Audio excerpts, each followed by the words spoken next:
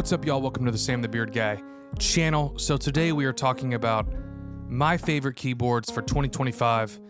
These are keyboards that I just have loved. I've used a ton in 2024, and then just some keyboards that I are really excited to use for 2025. And so, you know, these are keyboards that I love.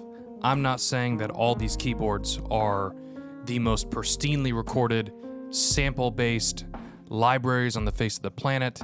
I'm just saying these are keyboards that I love and use all the time. The reality about, you know, a lot of genres of music is that you don't always need the most pristine, accurate recorded, sample-based piano in the world. Sometimes you just need a piano that works and does what it's supposed to do and does that thing well. So that's what we're gonna talk about. I posted a video like this a year ago, and I had, you know, a few people go, how can you recommend the Grandeur? This is not the most pristinely recorded library on the face of the planet. This library is. And it's like, I'm not saying it's the best library ever. I'm saying it's great for certain genres that I do where I just need this type of piano. I do have links to some of these pianos. You know, disclaimer, I do make a little bit of money if you use those links, but I don't have links for all these pianos. So hopefully that communicates that I'm not just making this video to make money. I'm just making a video about pianos that I think are awesome and they're my favorite. And that might mean that you want to buy a piano that I don't have a link for. That's great. If you want to get a piano after watching this video and I don't have a link for it, that's the whole point of me posting this, is so you can just find the piano that you might need or want. And so hopefully, I know anybody can say that. It's like, oh, I'm not only posting this video to make money. It's like, but I am saying that, and hopefully me including pianos that I wouldn't make money from communicates that. I also have a few masterclasses on my website that I'll link below. How to play CCM, kind of basic, intermediate, introduction to piano. If you just want to know more about what I'm doing and get on an emailer, you can also do that. So go to my website, samgardnermusic.com. If you're interested at all, you might not be. But yeah, so let's dig into these pianos. We're gonna start with kind of the piano that maybe people would say my channel, at least initially, was known for, because this is the first piano review I ever did, and it kind of, it did well enough as a video that it motivated me to do more videos, and so here we are, I mean, 3, almost 4 years later. And so that piano is Keyscape. So Keyscape is one of my favorite pianos. Keyscape's whole thing is in the box, ready to go, preset. So when I pull up a C7 grand piano,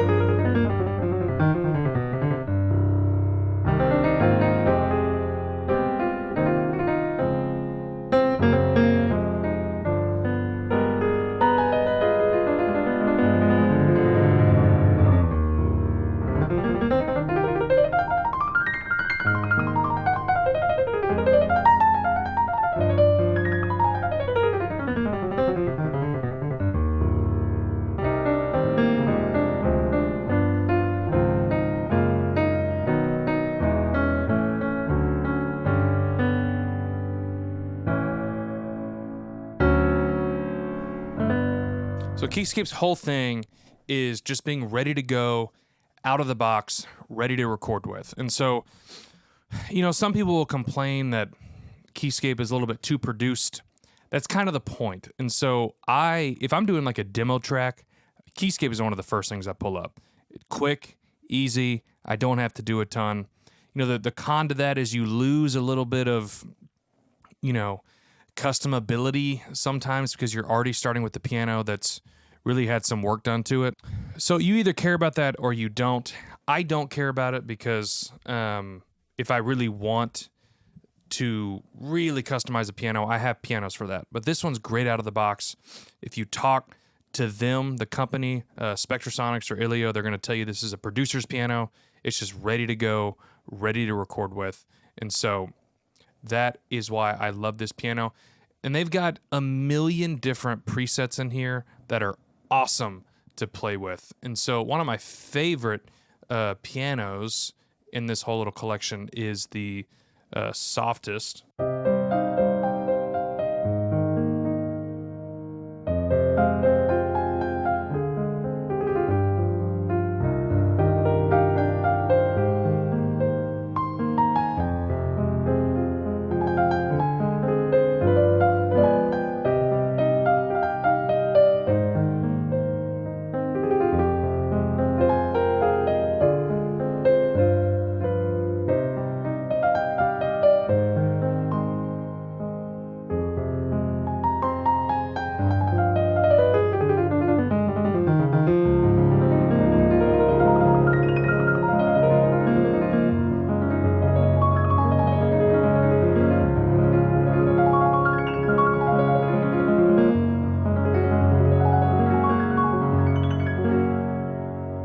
Softest is one of my favorite ones. It's a go-to. I use it all the time.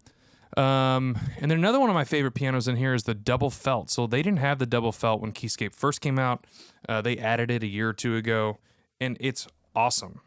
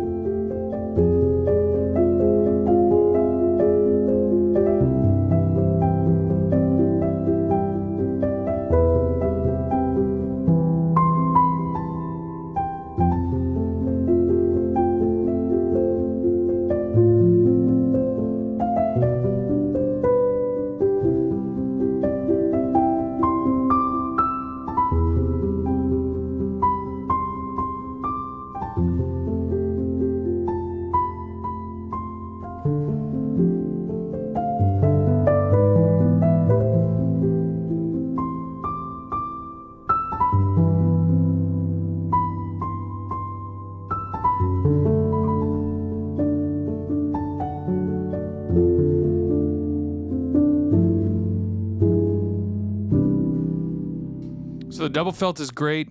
It can be kind of hard to fit into a full mix, but if you're doing a lot, like a verse one or a really open section or even just solo piano, it's awesome. They've got a ton of great Rode options.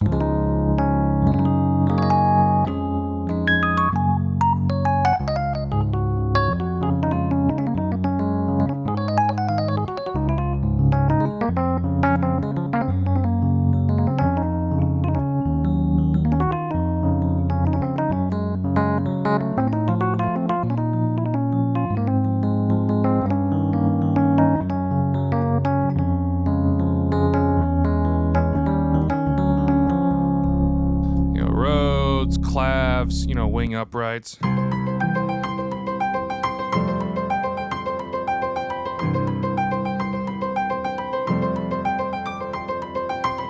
I use that often, Celeste, Rhodes, again, like classic.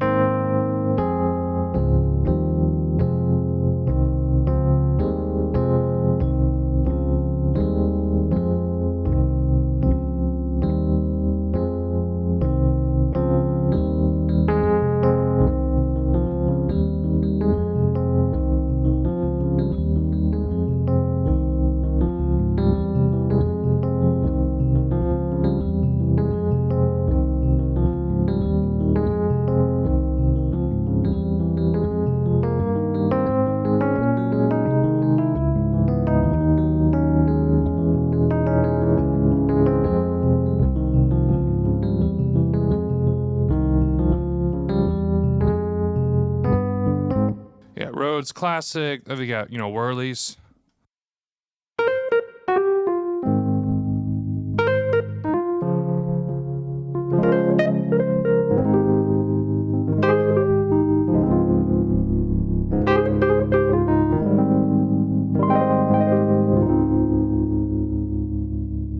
And just more and more and more and more and more and more and more and more and more and more and more. Another whirly.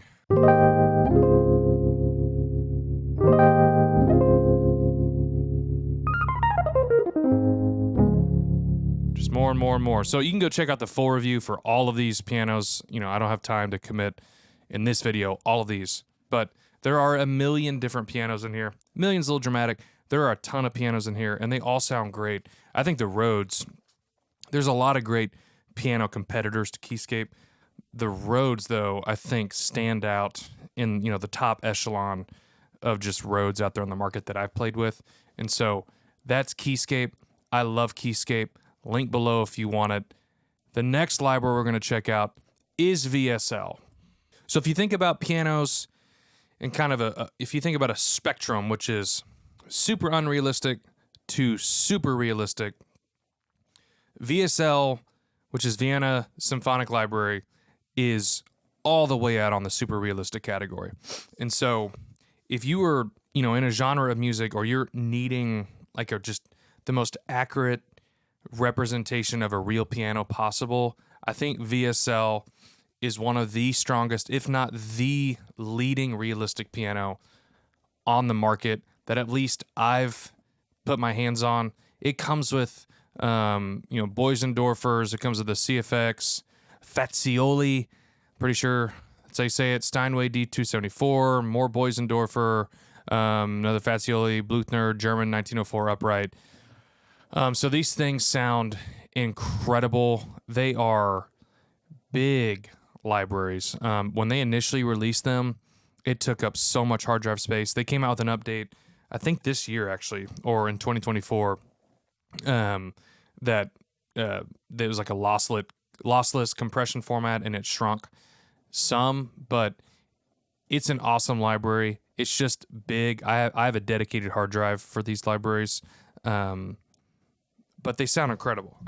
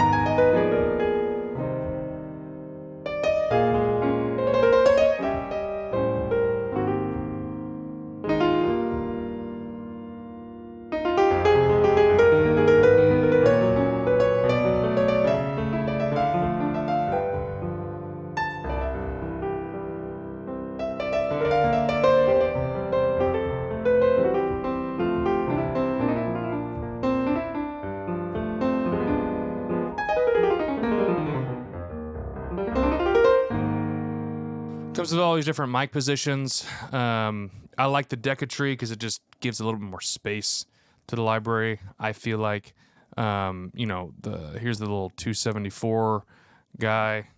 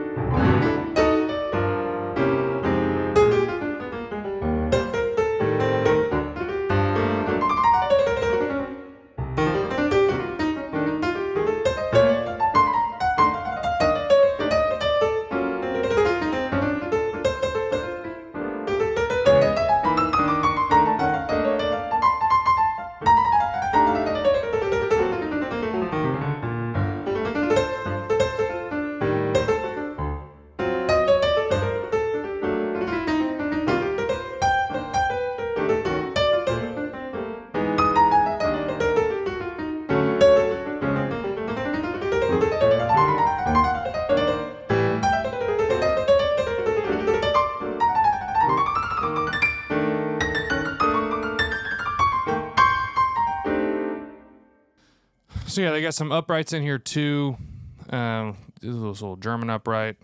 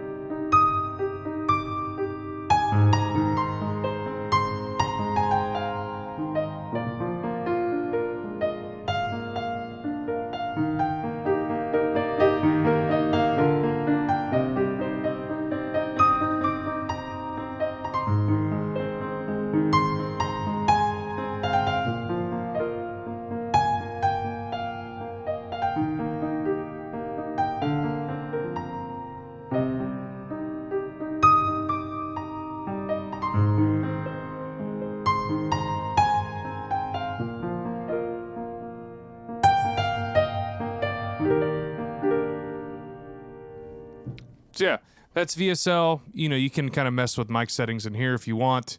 Kind of your basic general settings that you can kind of mess around with. So again, I've done a full review on this if you want to check it out. But yeah, that's VSL. I truly think it is probably the most accurate and realistic library on the face of the planet. I love it so much. So let's move on to the Noire library, which is another one of my favorites. I love the Noire. The Noire is awesome to me. All right, so here's the Noire. The Noire comes with kind of two pianos, the Noire Pure and then the Noire Felt. You know, I've done a full review on this one. I know I've already said that a million times about the other libraries, but, you know, the settings are really basic in here that you can kind of play around with. The particle engine is unique to this. It has the same kind of tweakable settings that all of the native instrument type of pianos have for the most part. Release samples, pedal, mechanical felt, tonal depth. You know, you get your basic EQ settings and, you know, some fun little, you know, style and tape stuff. Noises, you can do piano bench noises, which is kind of cool. But the Noire Pure is really great. I use it a considerable amount.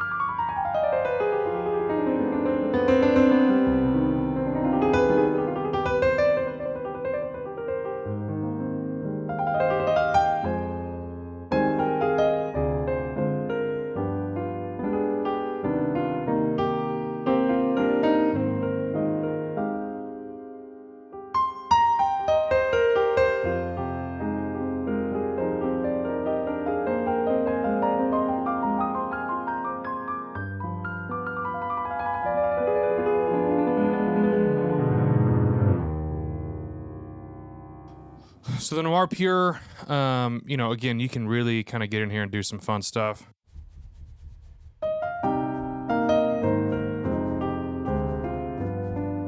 But it's just a basic, not basic in a bad way, but basic feature set. So you're not paying for a ton of extra pianos. You're just getting this one that has a lot of functionality and usage to it. The particle engine is cool. The Pure is great.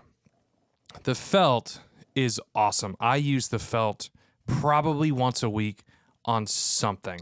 All the lo-fi videos I do on Instagram, I probably use this Felt piano for half of them.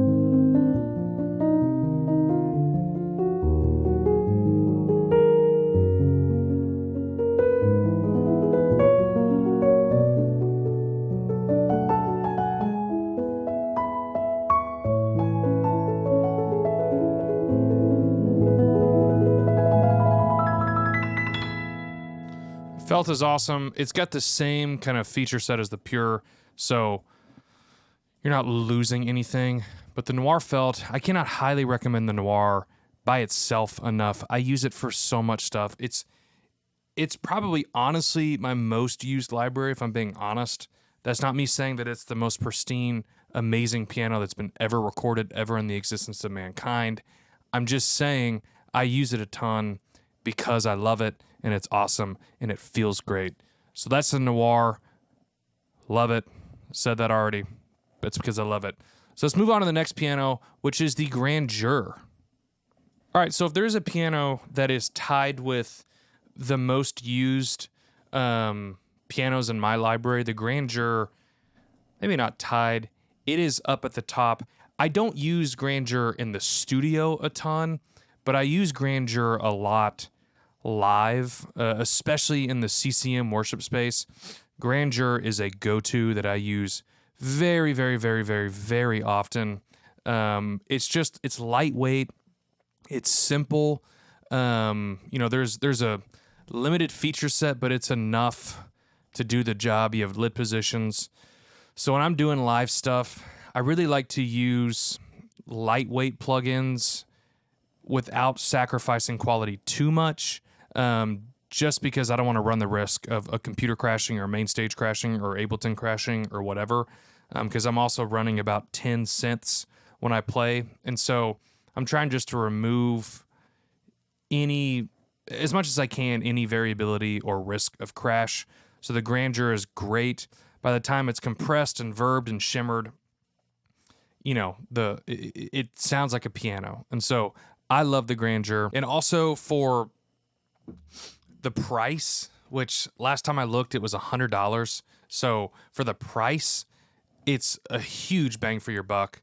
I think you can get the Grandeur and Gentleman and Una Corda, for like $199 or something like that. And so these pianos are great.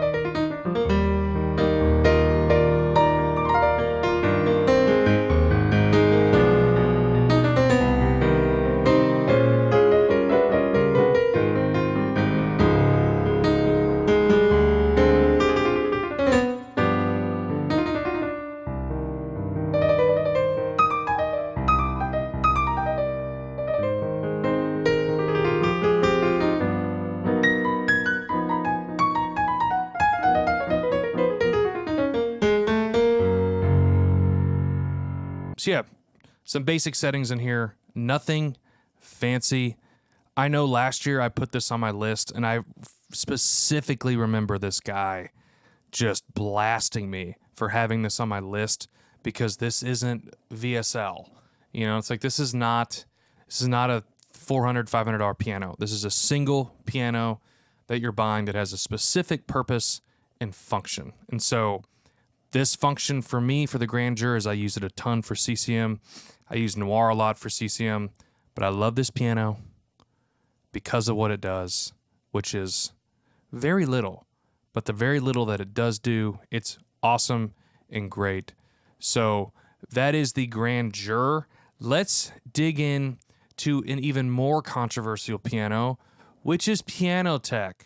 So PianoTeq is the only library on here, I'm pretty sure, that's not sample-based. I call it a piano library, which is another thing that I've gotten roasted for saying it's a library. I understand it's not a library of samples, but to me, a library is a collection of noise. And this noise is created by math. And so The great thing about PianoTeq is it takes up next to nothing space on your computer. And so if you're just like, dude, I need another piano, but I don't want to download another 100 gigger, then this could be a great piano. If you're looking for a piano that is just absolutely customizable in the wildest ways, but those customizable things are kind of grounded in realism, PianoTeq is definitely the move. You can really get in the weeds with, some of this stuff.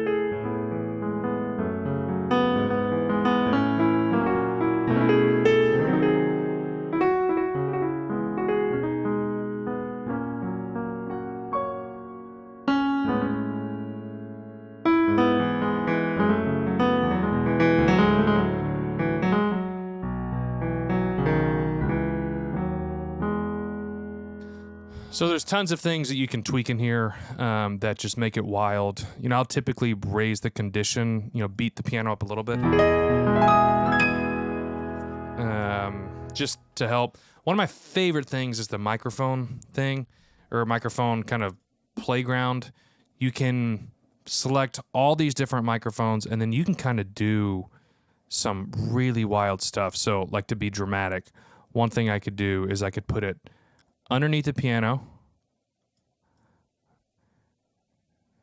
and then let's bring these. Hello. Oh, I can do that with the lid too, which is super cool. So take the mic, get out of the way, lid. Mic under there. Let's bring the, I don't know what those are. What? Oh, there's even more mics. Let's mute those. Okay, so I could bring this under here, and then,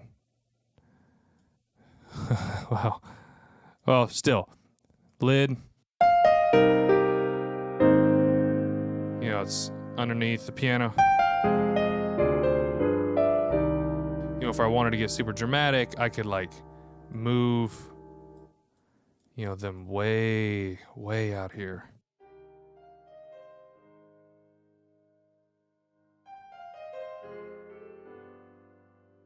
Obviously, you can barely hear them, but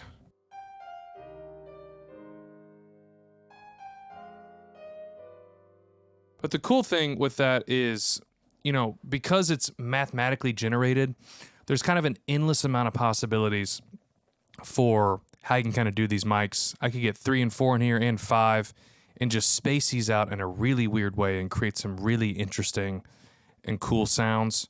So that's one of my favorite things about this library is just the endless, not infinite, but the infinite amount of possibilities with this part of the customization, the mic positioning. I absolutely love it. I think it's super fun. PianoTeq is kind of divisive. It's kind of a hot take because some people love it, some people hate it. The common criticism for PianoTeq is it's a little tinny. And so if I were to just kind of go to a normal piano, get rid of those settings.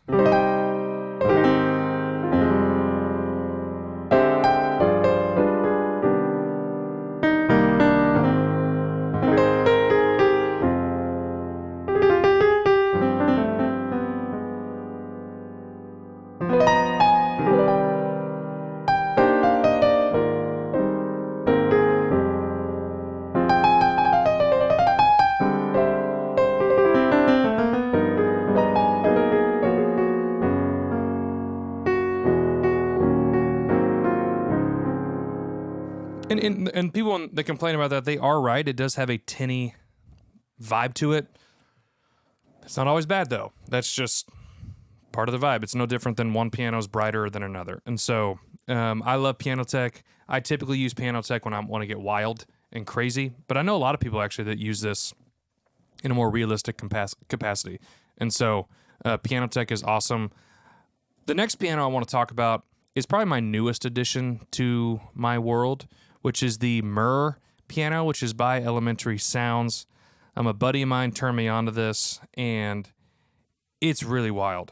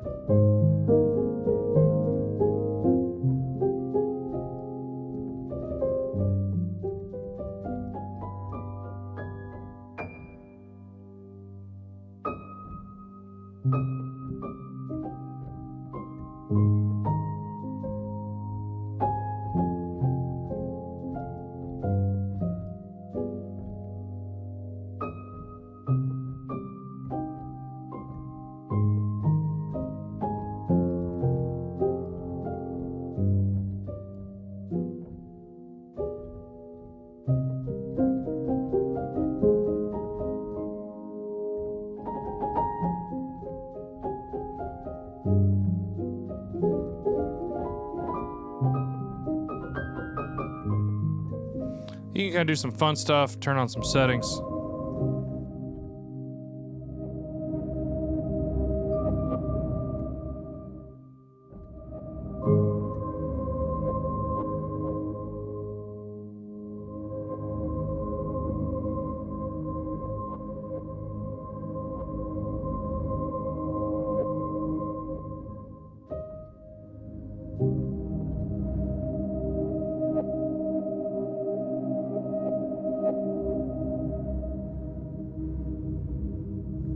Play around with these. You know, get your movement.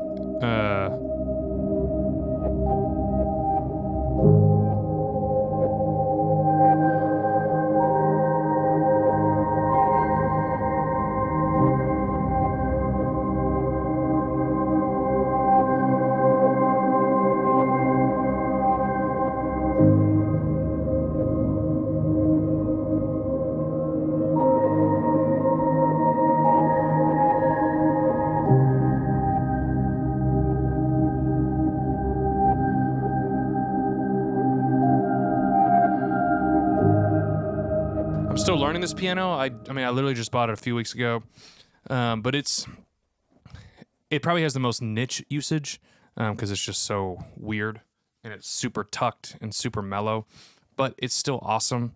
So if you're looking for just a really weird piano to check out, this is super cool, super just, I almost describe it as like a dead piano.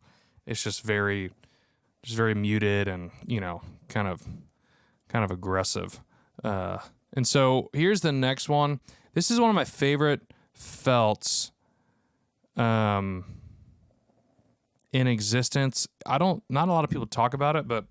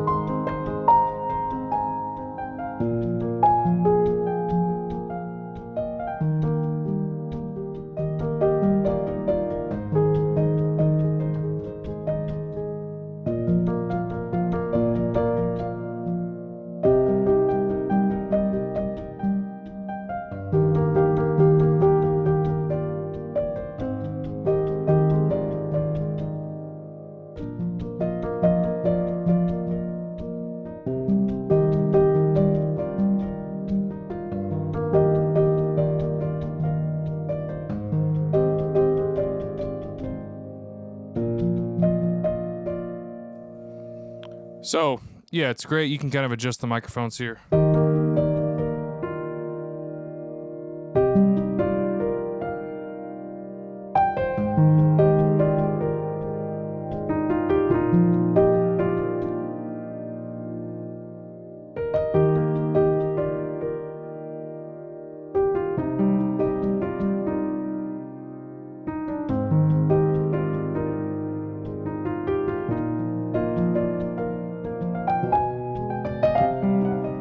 So the thing I like about the PostFelt is it is the most, of all the felts that I've showcased and the one I'm going to do later, it is the most like my head is inside the piano. Like I don't feel like I'm in a space.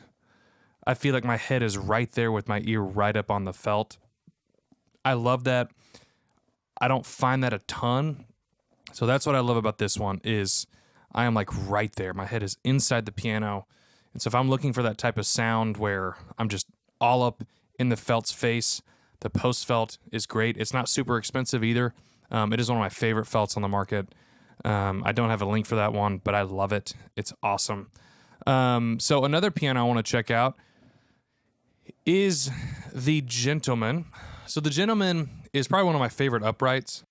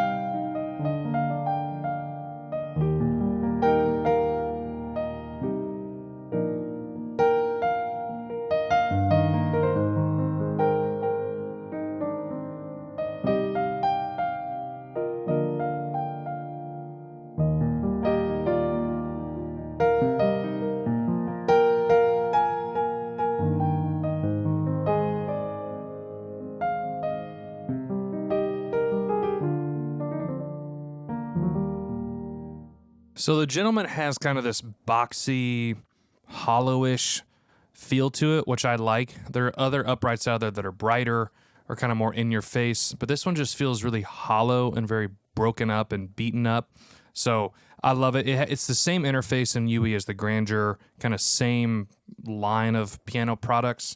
So you can get the Grandeur and the Gentleman, and you also get the Una Corda, I'm pretty sure, for like a trio package deal on the website, which I've linked below.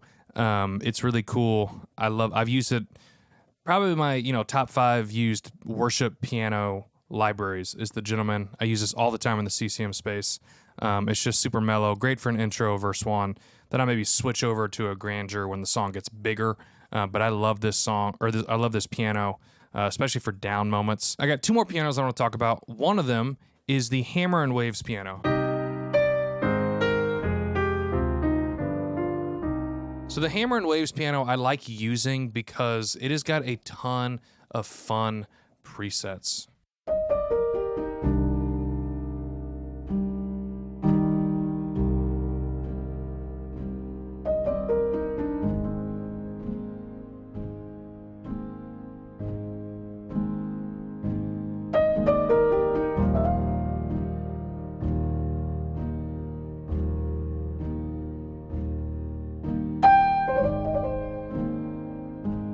You can kind of filter through like what type of thing you want. So if I wanted a, ARP.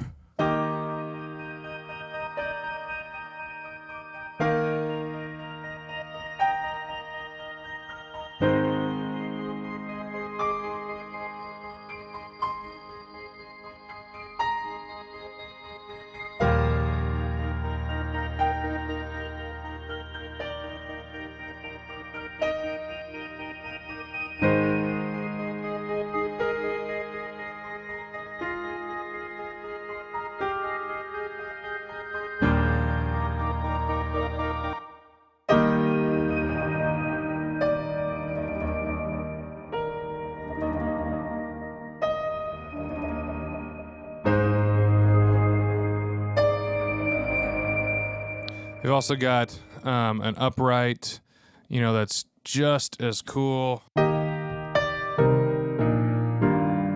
This one's a little more tinny than the Gentleman.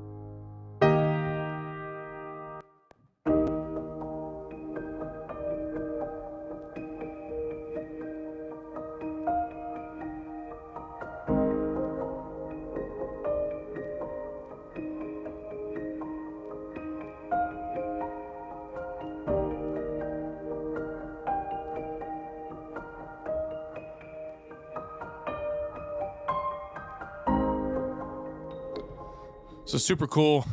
Love the Hammer and Waves. I don't typically use their just raw piano sound. I kind of gravitate towards other pianos, but they've got some really cool just feature sets in here of kind of playing around with stuff, and it's really awesome.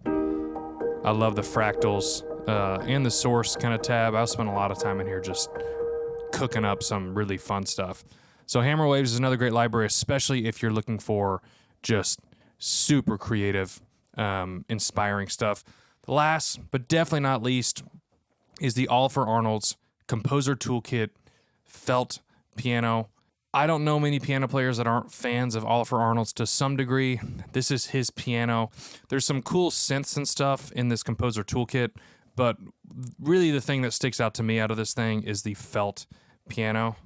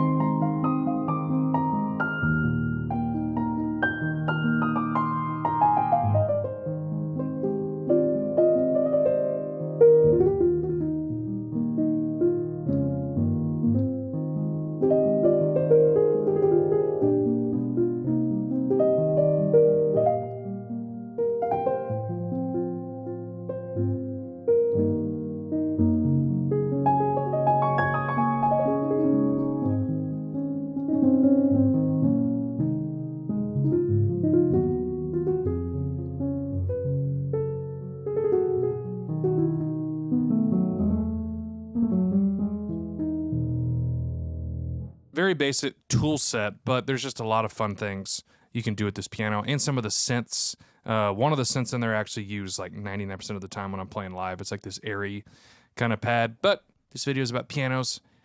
I just did a Christmas EP, and this is one of the pianos I used for a lot of it because it's such a great solo piano felt. And so I love the Composer Toolkit. I love Olafur Arnalds and most of everything he's ever done. So yeah, so those are my top pianos for 2025. If you're still watching, that's wild, but thank you. So yeah, check out the links below. If anything grabbed your interest, go check out the link. Watch the full review that I did on that piano, because I think I've done reviews on all these. And enjoy. Thanks for watching as always, and I'll see y'all later.